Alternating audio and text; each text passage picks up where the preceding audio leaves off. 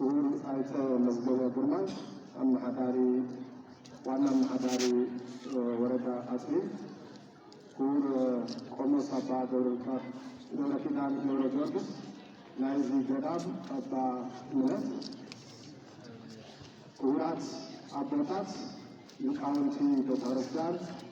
مزمران ميمنان እንኳን ዓመታዊ ክብረ በዓል ማርያም ብዙ አብነት ገዳም አብጽሕኩም አብጽሕና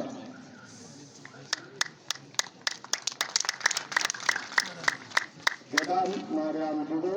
ኣብ ትግራይ ካብ ዝርከቡ ጥንታዊ ታሪካዊ ሃይማኖታዊ ሓድግታት ሓደ እዩ። ገዳም ማርያም ብዙ ካብ ካልኦት መስሕባት ቱሪዝም ፍሉይ ዝገብሮ ዙርዩን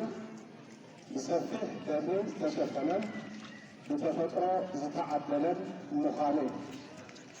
إذا قدام بزقبا من أحدث العالم مثل العالم نقفالة نقرنيتي نامتو نقريون سفح ما يحب كسب تصادقه زتلهم بيرو بعلم ترزمن تبعي ماريام دوبه مسحب ترزم ንምግባር ኣብዚ ዝርከቡ ሃብተ ገነት ንማሕበረሰብ ዓለም ብምልላይ ናብ ቁጠባዊ ረብሓ ንምቕያር ምስ ወረዳ ኣፅቢ ምስ ኦርቶዶክስ ቤተክርስቲያን መንበረ ሰላማ ምስ ካልኦት ዝምልከቶም ኣካላት ብምትሕብባር ትኩረት ብምሃብ ዝሰርሕ እዩ።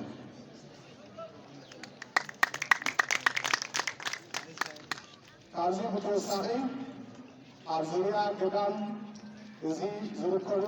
ተፈጥሯዊ መስሕባት ቱሪዝምን ካልኦት ኣብዚ ወረዳ ዝርከቡ ሓድግታት ብዝግባእ ብምልላይ መጎብነይቲ እናመፁ ንክበፅሕዎን